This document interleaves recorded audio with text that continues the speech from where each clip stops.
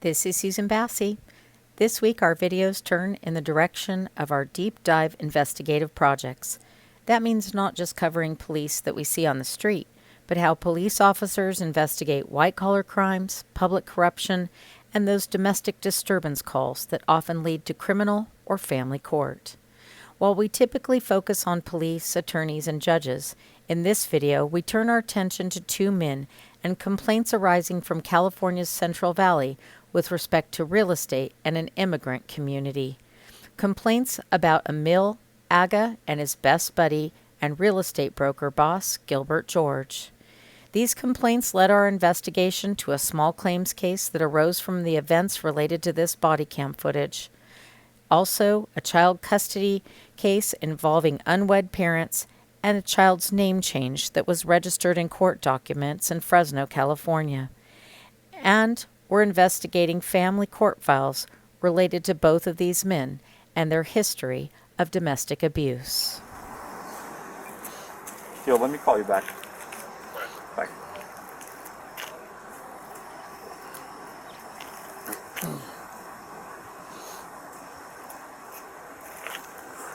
Every year for my birthday, this is the shenanigans she plays.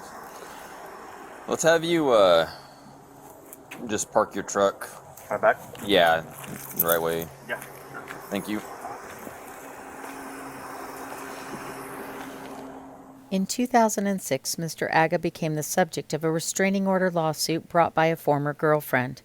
Despite serious abuse allegations, the order was issued only for a year, and Mr. Aga was able to get on with his life, where he went to work for his best friend and real estate broker Gilbert George as a licensed real estate salesman. From 2012 to 2020, Mr. George was dealing with his own divorce and abuse allegations. One of Mr. George's employees provided testimony in Mr. George's divorce, complaining that in addition to the abuse he allegedly unleashed on his spouse and children, Mr. George was known at work for his abusive conduct, his excessive drinking and gambling, and for his financial problems. One witness alleged that Mr. George had gone so far as to threaten the life of an employee and her children over fears that his extramarital affairs with company employees might be exposed to his wife. Do you happen to have your ID with you? I do. And that'll save my partner some time when he comes out. And then he'll talk to you about everything and get all the details about you guys' relationship and all that stuff. Oh, thank you. The address on that one's not correct. Okay.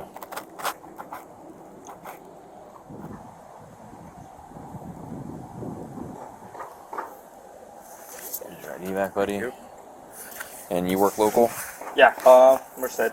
Merced? Mm-hmm. What do you do? I'm a project manager. We build new houses. For like one of the local companies like JKB? Yeah, or? something similar. Competitor, Stonefield. Okay, Stonefield? Mm-hmm.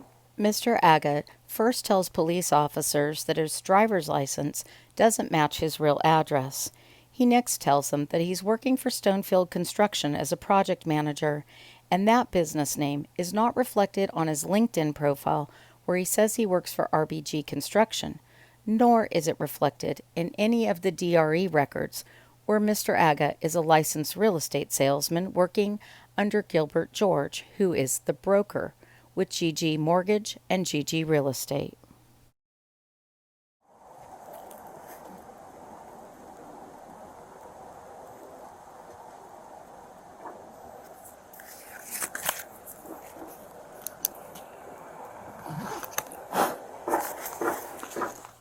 We obtained records from the Turlock Police Department that show that Mr. Aga was prone to calling police out to this rental property. We also obtained records on the rental property that is managed by a broker whose name is Larry Rumback, and Larry Rumback was already in trouble with the Department of Real Estate for his handling of his trust fund accounts and for failing to properly disclose addresses and business names where he conducts business. How long you lived here for? We got this as recent as in November last year. You and her? Yeah, but I mean, she was living in here. She moved to the Bay Area, and then that's when she moved out. I moved in after she left. But every once in a while, she'll come harass me, take my stuff. She won't take her stuff. She has them in the garage, so she can constantly come mess with me, see what I'm doing in the house. So who owns the house? It's a rental. We rent it from a leasing place. And you guys are both on the lease? We're both on lease, but she hasn't paid lease for like 3-4 months. Well, I'll give you a little bit of a heads up. If you're both on the lease still, That's there's true. nothing we can do about her coming in and out here, bro. No, yeah, I know that. Yeah, that's true. But like taking my stuff, spraying my cameras, covering my cameras, breaking my stuff from the cabin and taking my stuff. He'll deal with that. But yeah, you guys will. If you guys are actually not together, then you need to make that break completely as far as it goes with a place that you guys are owning together. That's a residence. Exactly. Or leasing. Saying I'm gonna move my stuff out and she's not, and that's a problem. And I want her out of here. She's just playing too many games, and I don't have time for that, man. I have a kid to raise. I got a job. She was supposed to already have everything out of here. She even have emails and everything. That she has nothing inside the house, only in the garage. But she's constantly inside the house, trying to break in the room, stealing my stuff, going to the baby's room, taking stuff. It's like stop your gimmicks, man. You're old enough. You're a mother. You guys have child custody paperwork? I have all my stuff on here. Huh? I have on my phone. But you have custody paperwork. Yeah, You guys have gone to court. Yeah, Okay. yeah. We've been in court. We've been in court.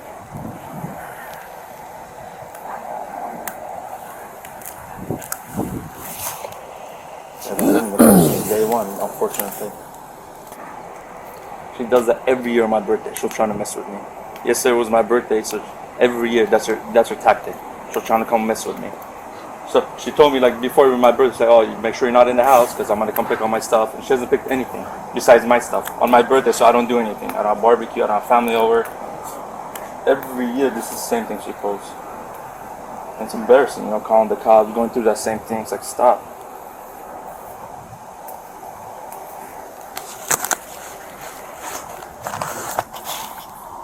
Good morning. This is the official notification of my vacancy from 907 Kirksey Drive property. I understand Mr. Otter cannot afford this on his own.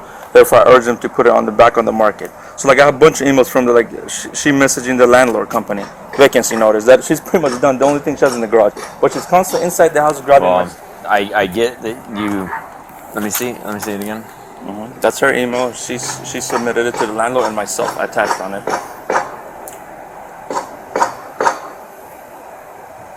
I understand she's still on the lease. She can get in there. That's fine. Go in there. I'm not saying don't go in there, but don't be stealing my stuff and covering my camera so that no one can see. I have her going taping my cameras. I have her going tape it. I have a video of her taping my cameras. Taping over it. Yeah. While annoying, it's not necessarily a damaged property. True, but that's for my safety. Though. I get it. Because what if she goes playing drugs or something? She's like, hey, look what I found in the house. You know what I'm saying? I mean. Well, at least you've got the part of her going in and covering stuff up, and then all of a sudden, if she makes it, I use common sense a lot, man. Okay, so if she comes in and you have video of her covering up your cameras, and then the next thing is that we get a phone call a few hours later saying that there were drugs at this house, which, in all honesty, is not enough for us to go into your house anyways, unless you allow us to. Yeah. But common sense is going to dictate that that person probably has something to do with it. That's just weird. I just don't want to risk it. Well, like I said, the number one thing is just telling the people, hey, look, I'm not going to rent this anymore. How are you? Good, how are you? Oh, you, man. I already got it. Oh, you did? Yeah, here. Here, I'll give it to you again. Hey, I got it written down, but you don't need to give it to him again. I did not log him yet. Okay. There are 3 police officers who responded to this call and were following just the first body cam video because police officers, just like journalists, have to get both sides of the story. They're both. He's saying that they're still both on the lease. Yeah, she has keys. He also has an email that she sent the landlord saying, I have vacated the property all the way back in April. And not that it gives much weight, but she would need to be like... Yeah, she's going to get told. Like, you can't be coming back when you want. She literally was like, I haven't been here since January. I moved down in January, but I couldn't get all my stuff, so I keep coming back. And then, he's trying to say that she stole some furniture when she didn't. So she's kind of coming as she pleases. He can show you an email where she's telling the landlord that I vacated. Again, it doesn't because she's still on the lease, but at least, look, you're going to send an email saying that you vacated this property in April, and we are now... April last year? No, this year. Oh. April 6th. Okay. So, I'm sorry, 20 dude, I'm, way off on my dates now. But yeah, 20 days ago, and you said that you vacated and bedrooms clear and stuff like that, then yeah, you've had plenty of time to get your stuff. 2 years after Mr. Aga made these statements to police, his child's mother sued him in small claims court, asking a court order him to take her off the lease, which he had failed to do for another 2 years, and also asking for repayment for the payments that Mr. Aga said that she never made. Whatever, is that why you won't leave the lease? I'm telling her. She's like, I have my reasons. She's like, even though I offer you to take on the lease, even the manager was concerned about you. So, and they have a little to do with it. The lady you were so rude to. And then she comes back, she's like, I have an attorney. She's like, we both do. We both know you do. And then she's like, move back in. I'll keep my keys just like you did. I was like, stop harassing me, please. I'm begging you. She's like, it's my storage for now. I asked for manager to put the house back on the market. I was like, stop texting me. She's like, I agree to that. I was like, why won't you leave? She's like, the only way I'll leave if you get out of this house. I'm like, get your name off the shit. And she won't. She's like, I have my reasons. Well, but just a second. So she sent the email to the landlord. Mm-hmm. But you're saying that then when the landlord reaches out to her to take her off the lease that she refuses? She's like, I have my reasons. And then the only reason right now at the moment I am not taking her off at this moment because her stuff is still in there. When is your guys' lease up? October 31st. The problem is if I take her off the lease, she's going to keep her stuff in there. She's going to constantly come back, harass me. And she hasn't paid rent for 4 months. If you take her off the lease, then you don't have to store her stuff. It's not your responsibility. I know, but what am I going to kick him out?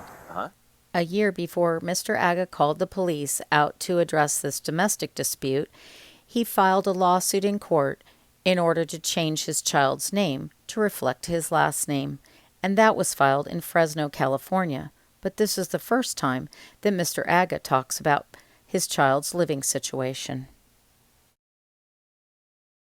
Take her off the lease, then you don't have to store her stuff. It's not your responsibility. I know, but what am I going to kick him out? You could tell her. I mean, here's the thing that I would do. I mean, this is a personal opinion. If you take her off the lease, and I would, if you have any, how long were you guys together?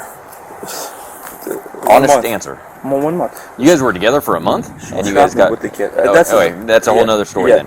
1 month. We stayed here 3 weeks together because I couldn't. I left. She was driving me crazy. I left. She was trying to get me in trouble with the cops. She's not mental. And now she won't leave me alone. Dude, pick up your stuff and leave. I even told you. I just told you I would get her off the lease. She owes me for 4 months rent. She hasn't paid.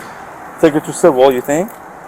Well, you would have to. Okay. But I would tell you. I would tell you this to be blunt again with you that if you're this is my first time. Well, if you're making the lease and if you can make the lease and you're good, I'm good. Then just leave it. Like, why drag out a civil court for? No. I'm talking about going to civil court for what you're saying. But she hasn't paid me for 4 months. Well, who cares? You think just forget it? Why drag it out? Yeah, you're right. And to have her get her stuff. And again, if you take her off the lease, you don't have to store her stuff. You can do one of two things at that point. You can go and tell her, look, I'm going to purchase a storage unit for 1 month. Okay. I'm going to put your stuff in a storage unit. She makes $10,000 a month. Well, that's up to her, but that's fine. But your stuff's going to go into a storage unit. I'm going to pay for it for a month. Okay. I'm not paying for it after that. Okay. So either you go get your stuff from the storage unit. I like that. Or they auction it off after you don't pay it. And they're not going to do anything. Or you say, you can give her, hey, look, you got 5 days to come get your stuff. Or it's going out. Monday I'm gonna go. What's it called? One thing I have problems with. I have videos like, dude. Now she was trying to get a locksmith to go open it again. I don't know what she thought she's gonna take this time. That's when I heard I have it on the. She's like, oh, locksmith, I want to open my room. I live in this house, and then some of my stuff are in the thing, or like he's claiming I stole stuff. I never said you stole my tables and all that. I have you recording stealing a bunch of other little stuff that's in that car right now. What specifically? Cameras, kitchen stuff, toasters, like silly, stupid stuff. Like everything's in there. A bunch of expensive cameras for like baby cameras. I had it. Can we go in the garage and show you? Wait until she that'll be up to them. She broke the handle because I had them zipped tight so she doesn't go through them. Because my cousin came, he's like, dude. Where are all the screws from on the driveway? I don't know. Okay. She was breaking stuff. You're talking about the cabinet that's open? She broke stuff. She like took bunches. Look at the trash. Look how she threw everything over there. Like she just made a mess over here. It's like, dude, what are you doing? Be vigilant. We have a kid together. It's only 2.5 years old. But she has mental problem. Her brother had anger. The whole family's going through shit like that. Okay. Hold tight. After seemingly using the Turlock Police Department and taxpayer dollars for his personal therapy rather than his safety concerns, Mr. Aga disparaged his child's mother and all of her family members, but he left out the fact that his family was well known to Turlock police because his brother had a history of multiple outstanding arrest warrants and also a very public DUI arrest that was covered by the local news. An arrest combined with Mr. Aga's social media and legal footprint that brought us to the small claims case, where there had been a number of complaints from the Assyrian immigrant community about Mr. Aga and his associate Mr. George, who appeared as a witness in that small claims case in the second hearing that we covered. I want to talk about the body cams you were talking about in court today, because you told the judge that those body cams said something that I don't believe they said. I did a public records request to the Turlock police for your resident, and it looks like you have a habitual problem calling the police. You want to talk about that? You want to talk about what you said to the judge in court about what you said to the police? Do you want to talk about that, Mr. Aga? Mr. Aga, do you want to talk about how you tried to play this single parent and you tried to talk about how you were paying all those attorney's fees so that you couldn't pay your rent, but you were paying attorney's fees and couldn't pay your rent, and yet your ex paid your attorney's fees? Sir, do you have any comment about what you just saw in that courtroom today?